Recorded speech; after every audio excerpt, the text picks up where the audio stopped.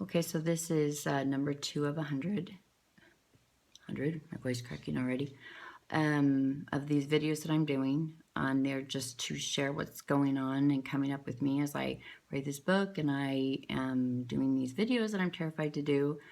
And I lived through the one yesterday. I didn't rewatch it because I was afraid I would edit it and or just delete it and run and hide and try and die off in humanity. So I let it post. The best part of it was I had to actually make a YouTube channel, which I didn't have. It took me all day to upload it. I had no idea that it takes that long. And then my daughter helped me post it. And when it went to post, it took some picture from it. I didn't know it did that either. And all I could think of, that is like the ugliest cry picture face, whatever. And then I just had to start laughing because the whole point is to be authentic. And even the part of me was like, oh, hell no, that is not going on there. I thought, absolutely, that's going on there. It is disgusting. So it's going on there. And maybe people that shouldn't see it will just shy away from the horror of the picture. So that works too. I didn't die after I did it. I cried the whole day, partially because it just felt good that I cried. I had years in there shoved down, and it came out. And so for those of you that hung in there with me, thank you. Thanks for not running away from that emotion because it's scary. Some people don't want to even go near there. And I'm sure when they saw the picture, they went, hell no. And I know times when I don't feel connected and I'm flipping through videos, even if it's going to be a sweet story or if I can tell there's going to be emotion in it, I don't go near it because I don't want to feel that emotion because I'm not dealing with something. So there may be a lot of people that did not want to watch that, and that is very understandable. What else came up? When I went to Wonder Woman, I was sitting there and it had been posted, and I couldn't believe that I wasn't super freaked out that it got posted because I'm genuinely doing this for myself. What I say is for me. If you get something out of it, that's fantastic. But I think when we share authentically, that's when we give things to others that maybe they can use, but it's always for what we need. And I needed to hear those things about myself, be reminded of them. So I was sitting there in Wonder Woman, and then that picture that I posted started popping up in my head, and then I started feeling nervous, and I had anxiety through my shoulders and my arms and my chest. And then I remembered something that I'd heard recently, which was the reason you get afraid when you do something new is because you think you can see what you're going to lose. But the thing is, you can't see what you're going to gain. And so by doing these, just even after the first one, I'd had a headache for 2 days. I mean, a bad headache. It was gone the whole day. I cried all day, and maybe that's just what needed to come out. But when I get those headaches, they're relentless. And so maybe I need to cry more. I don't know. But I remembered I don't know what could happen or gain or what interesting things could come out of this. So I got to be willing to deal with that fear of losing something that's probably something I can predict, and then just be willing to be open to what might be coming next. The other thing that I've been doing besides the writing is I've started meditating for the first time in my entire life. I'm doing 2 hours, which may seem excessive, but the first hour is my brain screaming and trying to terrify me. So that's pretty fun. So I get through that, and about 45 minutes in, things start to calm down. And then later on in the day, I'll do another hour, and that's just where it gets really quiet. And then I can see that, as I'm acting on the things, even though I'm afraid, things just can calm down. Like after I meditated, after I'd done this, it was just an hour of silence. It was just peaceful. It was resting. Before that, I wanted to throw myself out of my second-story window. So it's interesting to look at meditation, which I've never done. It was always on my list of things to do. I have several apps how to do it, how to be guided through it, music, and it just never sat well with me. So now I'm just sitting quietly, and whatever comes up, comes up.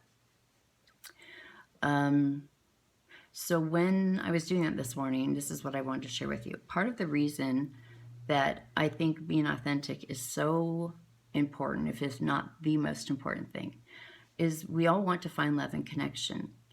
And if you're not authentic, you won't find it. You will grapple for it, you'll claw, you'll scream, you'll fight for things you don't even want. when you're not authentic. And let me give you an example. I recently went out with someone, and I don't normally do that, but I needed a night out, and he'd been good company in the past, so I decided to go. Now, I set up kind of a ground rule. You know, I didn't want to be invited to go out anywhere afterwards, as in Netflix and chill, not happening. And I just wanted to have a present, connected conversation. And then if we wanted to go listen to a band or something afterwards, that was fine. That was my only intention, was just to have a free, open, connected conversation. That's what I thought I had. I had a great time. He's very fun to be with, very respectful, good conversation. I can relate to him.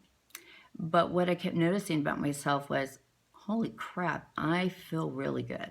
Like, I was saying things that are like secrets, you know, that I wouldn't want to tell people. And I was just sharing them because that's what came up to share. I was laughing. My body felt easy. I was down in my body. I wasn't up on my head trying to figure out what he wanted or what he liked. It didn't matter. It was about having a connected conversation. So I had this great night. Went home. Didn't text her much afterwards. It's not really the relationship. But about a week later, I got a message. And it was a, a critique of me on our date. He didn't have the same experience that I did. And it was fun most of the time. And here's where it wasn't. Was that he had to hold back so that he wouldn't sound rude.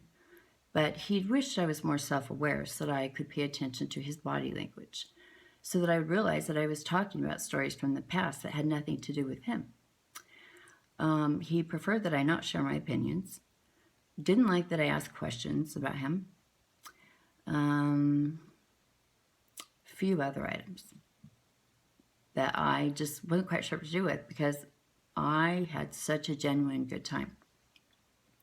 And then I wanted to know, had I really kind of overshadowed him in stories or bombarded him with questions? I couldn't remember any of that. I just remember learning a lot about him, enjoying him, and enjoying that I was really present.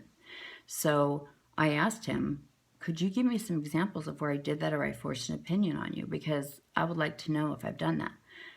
And he said, well, I don't even remember the conversation. Okay, well, I did because I was present and I wasn't drinking either. So there was that.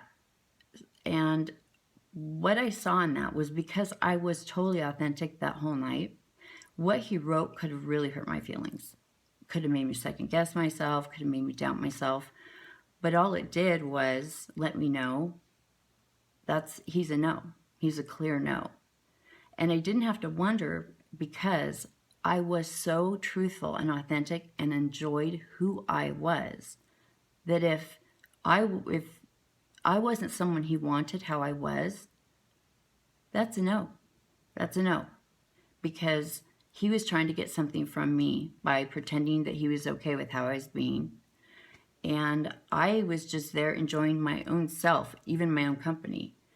And when we start pretending to be someone that they think that they'll like, what happens is then when they don't like us, it's confusing because the ego is involved.